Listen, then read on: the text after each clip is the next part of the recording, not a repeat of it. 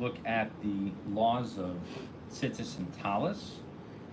This is a class that I had given last year, and it was an abridged version of it. We're going to go into more detail on our channel, and here we're going to focus mostly on the way the Mishnah Berurah explains the halacha. We'll have some other complementary shorts to go along with the halacha section to kind of fill you in on the general ideas, but the expanded section will give you the main laws from the Shulchan Aruch and the Mishnah Berurah. So the first halacha here in Aleph, so we're in Siman Ches. We're in chapter 8 in the Orach Chaim, and there are 17 seifim in here. So the first thing that the Shulchan Aruch tells us is there's a mitzvah to wear tzitzis, and you should make the bracha standing. Okay, and that means, the Mishnah Berurah explains, that you should do that immediately after you wash your hands, because you shouldn't walk even a few steps without wearing your tzitzis. And the reason why you do it while standing is that the two things, the wrapping the tzitzis around yourself and the blessing, should be done while standing. And the reason why is because there's a comparison between the mitzvah of doing the omer, which was in standing grain, and all these mitzvahs are done for you, and so therefore the rabbis make this little zushtel, this little comparison, to say that should be done while standing. And we also learn from here that all blessings that are mitzvah related should be done while standing. However, if you end up sitting, that's okay. Okay, and the proper way to do it is to hold the tzitzis behind you and make the blessing before you wrap yourself. And then after you finish saying the blessing, you then put the talis down on your head and wrap yourself with it. We'll talk more about that in a minute. You definitely shouldn't make the bracha while it's still folded up and in front of you. You may have to make the bracha again after that. So here's how you do the wrapping. Okay, so the Shulchan Aruch explains that you would wrap it like a person would cover his head going out for the day, doing his work. Sometimes where the covering would be on his head, and sometimes the covering would be off of his head. However, it is nice to cover your head with the talis. Okay? So the blessing we say is Asher Kiddushanu b'mitzvosav v'tzivanu lehis atef batzitzis. Okay, which is to wrap, and the word itself means to cover your body. Okay, that's what it means. And people who are traveling, who wrap the talis around their neck like a scarf, that is not the proper way to do it. A person should be wrapped in it like it's an actual garment. Okay, and if you look at classic views of peoples in the Middle East, you'll see it's a covering over the head and wrapped all the way around over the top of the body. And the reason why you should cover your head, the Mishnah Berurah explains, is because it helps you feel more humble, just like it is for covering your head at any times. And also, a person should wear a yarmulke at all times as well, even when you're not covering your head with a talis. This comes from a number of Achronim. He says it's not just even while you are davening. So in davening, you should double it up. You should have both the yarmulke and the talis. And the proper time to cover your head with the talis should be from the beginning of prayer until it ends. Nonetheless, you should at least wear it after you first wrap it around yourself and make the bracha, make the blessing. So it's not like it has to cover over your face; it has to cover your head. Okay. Now, some people, when you're wrapping, here's the proper way to do it: is you take it and you throw the talis when you're wrapping it around your head for the first time. You should take the front edge of the talis going over your head and have it cover your face to at least in front of your mouth. And then you take the four corners and you throw them over the left side, and you hold them there for enough to take 4 steps. Okay, we'll walk about 6 feet. Then you drop all the tzitzis to all your sides, and then the part that's on top of your head, you should then pull it back so that you can now see out in front of you. And then wrap it around then wrap it over your shoulders. Okay, so this is the type of, when they talk about wrapping, this is what all of the poskim, all the commentators referred to. Okay, and that's why you have to wrap it all the way around you.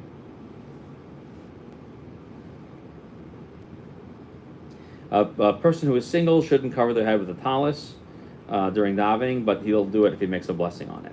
That's what the Mishnah Berurah brings as well. The next halacha says that we also wear not just a big talis that you wrap around your head, but also a small one. So the last case we're talking about is a big talis that you would hold behind you and wrap it around your head. There's a small one that we wear all day long, but you don't do this ituf, this wrapping like we do, and nonetheless you fulfill the obligation of tzitzis. However, when you put them on, you should at the very least have a form of wrapping for it. Okay, so you should hold it the long way and wrap it around your head and body, and then hold that for a moment, like we just mentioned in the previous halacha. And so then you can then rotate it and wear it normally. Okay, so that's what we do with talis katan. The talis katan is different. Talis gadol is a big rectangle, so you drape it over your head, and then it drapes over your whole body and wrapping around yourself. Talis katan, okay, talit katan, is one that has a hole in the middle of it and space for your arms on it, and it falls over the chest and down the back. It should go to at least your navel on both sides. Okay, and they have to at least be long enough. At a minimum, they should be able to cover a 9-year-old child. Okay, so if it should be bigger than that on a normal person. Okay, that a person shouldn't be embarrassed to wear it. But the point is that that's the minimal size. Okay, and the reason why we do this is because since this ituf is just a way that the things in the Torah require it, that's why we can go ahead and wear it this way as well. Okay, but to make those opinions happy, we wear it that way. Some people disagree with the Shulchan Aruch's opinion, like the Magen Avraham and the Gra, and they say that this is not required at all. Okay, some people actually say to put it on and to make the bracha on the talis gadol instead. So after this, we're halacha 4 now. You should always have 2 tzitzis in front and 2 tzitzis in back. Okay, this is with a big talis, a little talis as well, but definitely. So some people, in order to make sure that they have the same tzitzis in the front and the back, they make a little silk mark or a silk crown across the top of the talis, the part they always want to be in front. But this isn't required; it's a nice thing to do. Halacha 5. Okay. You say the bracha lehis atef bat tzitzis, okay, or if you're ready, lehit atef bat tzitzit, and they should have a patach under the base. If there are 2 or 3 garments that you're going to be wearing at one time, putting them all on the same time. So all of you are putting them all on the same time. One person can make the bracha and fulfill everyone else's obligation. Okay, I'm sorry. It should be a shva. It should be a b. Lehit atef b'tzitzis.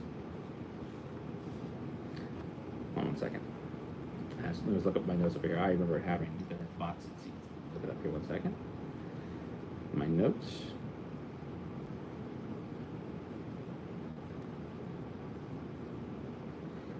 Look my note over here. Okay, I will come back to that. I remember having my notes. That should be lehit atef b'tzitzit. Let me see if I have it written down in the response over here. Okay, I can't find it. I have it written down that should be with a patach, but the Mishnah Berurah brings down.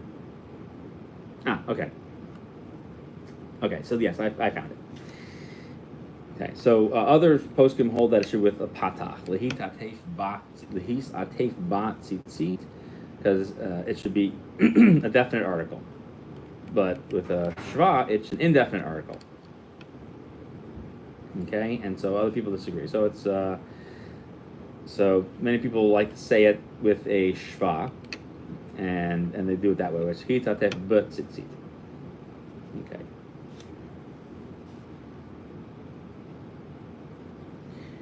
back to the wonderful world over here.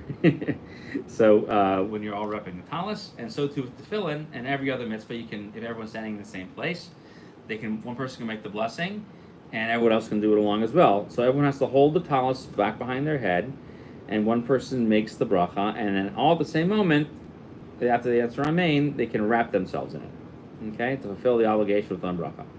If you don't do it or you speak, then you've made a break, and you're not allowed to put it on without making your own separate bracha. Okay, so it sounds like from the Shulchan Aruch, since he says if they wanted to, they could, but everyone should really make their own bracha. So that's what it sounds like. So the Mishnah Berurah says it's actually really good that one person make the bracha for everybody. And he brings this up in a number of different cases, such as by Kiddush on Shabbos and so on, that it's that's the thing. But we don't do that nowadays so much, because most people know the blessings. Okay. So halacha 6, on a small talis, a person could say the bracha lehi even though you're not actually wrapping yourself with it. The Ramah disagrees and says no, it's al mitzvah tzitzis, and that's what you should say. Okay. So same thing. That's the reason why you just leave it that way. Okay. Now, if you said lehi sateif bat tzitzis, you fulfill the obligation. Other people disagree with the Ramah that one should not change the bracha. So that's the main thing. Some people actually put it on and make the bracha lehi sateif bat tzitzis with a big talis, and that's the custom that one should follow. Halacha 7. One should make sure that the tzitzis don't stick together. Okay, why? Because that's what the word tzitziot mean. It's their little dangling strings. Okay, so and some people actually say that the word tzitzit should be a acronym for tzadik yafrid tzitziosav tamid. A righteous person should separate their tzitzis regularly. Okay, so a person should become overly concerned with separating them, but it's good for them to do that because it refers to something dangling independently. The proper intention, this halacha 8, of wrapping yourself with the talis is to fulfill the mitzvah that Hashem has commanded you to do this mitzvah of wrapping yourself with tzitzit. Okay, so that's why you're wearing it. So the Mishnah Berurah says that's why you're wearing it. But when you're putting it on, that you should intend to fulfill the mitzvah tzitzit. Okay, and so too with tefillin and sukkah and all those other things. Even though we say that when you're not intending to fulfill the mitzvah, you really should say, I have intent to fulfill the mitzvah with this blessing and with this action. Okay, and because it says in the Shema by the tzitzis, Laman tizkiru b'asisem es kol mitzvasai. Right, and by tefillin it says Laman tiyeh Torah Hashem b'ficha. All these things you should be doing them. Man yidur osecha by sukkah. That you should be doing things that remind you that we have all of these mitzvahs to do. Halacha 9. Before one makes a bracha, you should actually check to make sure that your strings are kosher. The reason why is because it's common for them to break. Okay, and even on Shabbos, you should also check it out to make sure the knots are tied correctly. Okay, so you should check the strings, make sure they're not broken, check that the knots haven't ripped, and check that at the point where you insert it through the hole. If one is broken, you can't use it at all. Okay, even on Shabbos. Halacha 10. If you wear a talis katan and you put it on first thing in the morning before you've washed your hands, then don't say the bracha yet. When you make the bracha, now you're wearing the talis katan, and you do that so that we don't walk 4 steps without having a talis katan on. You can then handle the tzitzis and then make the bracha. Okay, or just wait to make the bracha when you put on your talis gadol, which is the more common practice. To wait till you put on the big talis, and have in mind to exempt the other tzitzis. Okay. Okay, and the reason why the handling it is because you kind of move them up and down, because it's kind of like you lift it up and drop it like you're putting them on now. Okay. So even though we normally say that you have to make a bracha as you're performing, right before you actually complete it, here, since you are still not ready to make the bracha, we wait until you're able to. Same thing like when you go to the bathroom, you can't say Asher Yatzar until you've left the bathroom. So same thing over here. Okay? And that's what and our custom nowadays is to wait until we make the talis gadol and put that on and make the bracha with that. And as we mentioned just a moment ago, that in order to not enter into this dispute about lehisatef but tzitzis or al mitzvah tzitzis for the talis katan, that's the way we do it. Okay. And it doesn't matter how long it takes since we get the shul and put on your talis, not a problem. Okay, halacha 11. The main mitzvah of the small talis is to wear it on top of your clothing that you should see and remember the mitzvahs. Okay? Now, what does that mean? It means that you should be able to see the strings. Okay, that the string should be hanging out. And the Mishnah Berurah says, not like people who like to push the tzitzis inside of the clothing. So he does say that the people who walk amongst non-Jews and are embarrassed, nonetheless, they can do that, but since there's no mention explicitly in the Torah, but a person should at least in the first thing in the morning wear them out so they should see them after they have them on. Okay? Why? Because the pasuk says, "Or isam oso uschartem," right? Those people who put on tzitzis, you should see them after you do that. Okay? And so therefore you shouldn't wear it as a complete undergarment because you should really be seeing it. Okay? And so you should actually wear them proudly, like someone who's displaying a proud vestment from the king, or from in our case, is the president. And a person should feel honored to wear these things, and that's why a person should be really, really careful to wear the tzitzis, so that one can see them doing the mitzvah. And especially nowadays, there's a lot of anti-Semitism out there. One should proudly demonstrate their commitment and show, I am proud to be doing this mitzvah. I'm not embarrassed in performing it. There's so many people who do so many ridiculous, crazy, nonsensical things. Tzitzis should be the least of your worries to wear those outside of your clothing. But if it's difficult, it's difficult. So, that's the main thing. Moving right along into the next mitzvah, into the next halakha over here, number 12. It says, if a person has a number of four-corner garments that are all obligated tzitzis, and you want to put them all on right now. So you're going to put on, let's say, an undergarment, an overgarment, and a big talis, right? Okay, and you have in mind to put them all out, you should only make one bracha to cover all of them, and say nothing until you put them all on. But if you do pause in between it somehow, then you have to make a separate bracha on each and every one. Okay, and also, if you didn't have in mind to wear them all at the same time, then you have to make a separate bracha, because that's like having a pause. And so too, the Ramah adds now, if you took off the first one before you put on the second one, you also make another bracha. Okay? So, the Mishnah Berurah explains, so you're going to put them all on at the same time, and you're going to wear them now. Okay, but not if you're just going to leave them in a box. Okay, or just carry them with you. So if you make a break in between, that has to be a large break, the Mishnah Berurah explains. And that's because you don't have in mind to finish the obligation now. But if it's only a little bit of a wait, that's fine. Many people say that that's okay, as long as you don't say anything or get too involved in something else. Okay? So that's the main thing. So as long as you're involved in it and you're aiming to do it, that's fine. Okay? So one shouldn't waste too much time.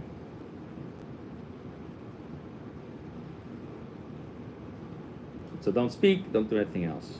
Let's see what else we have here. And if you do speak, some people say that since it's a dispute anyway, but you have in mind to put it on, you should make another bracha, as long as it's not a big, it didn't take a long, like you wouldn't answer the phone.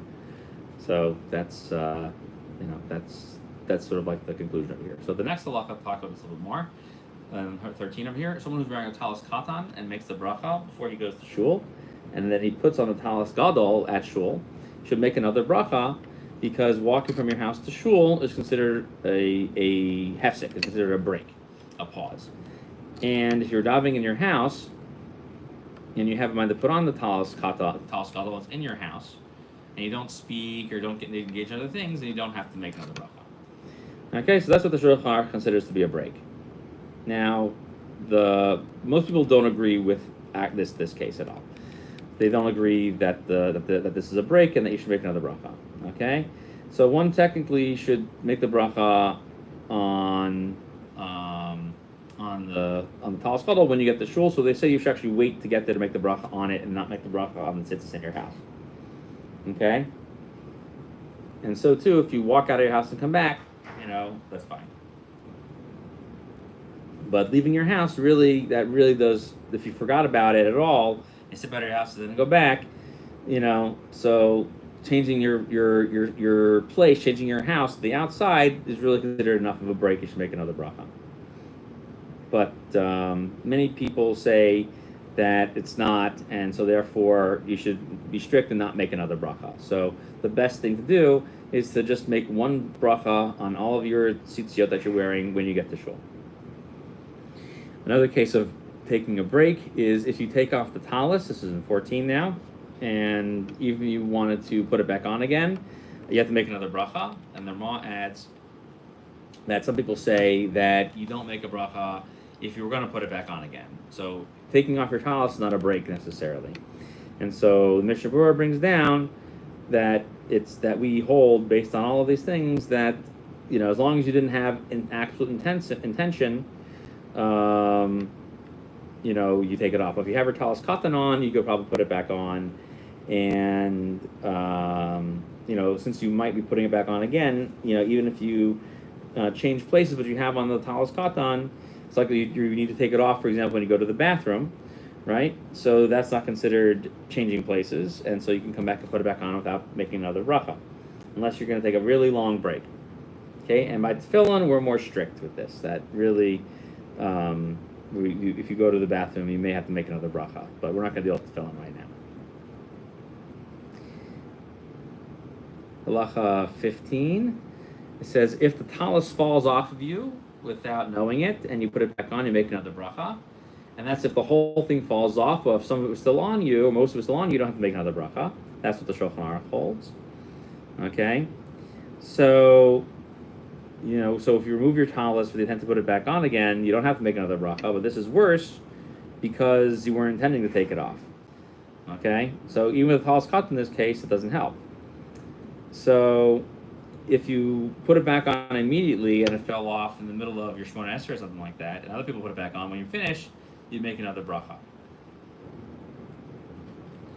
Okay? Now, some people say that if it falls down completely and it lands in your hands, that's when the mitzvah counts. But not if it just falls off a little bit. And you don't need to have the most of it on there. Okay? The main thing is that it has to be wrapped on your body somehow. Okay? Now, let's say you were trying to wrap yourself in it and you drop it, then you also don't have to make another bracha because you were intending to put it on right now. Okay? And even if you break the tzitzis, when you drop it and put it back on, okay, and then you fix it, you also have to make another bracha because, again, you're intending to do the mitzvah right now and didn't take a break from thinking about it at all.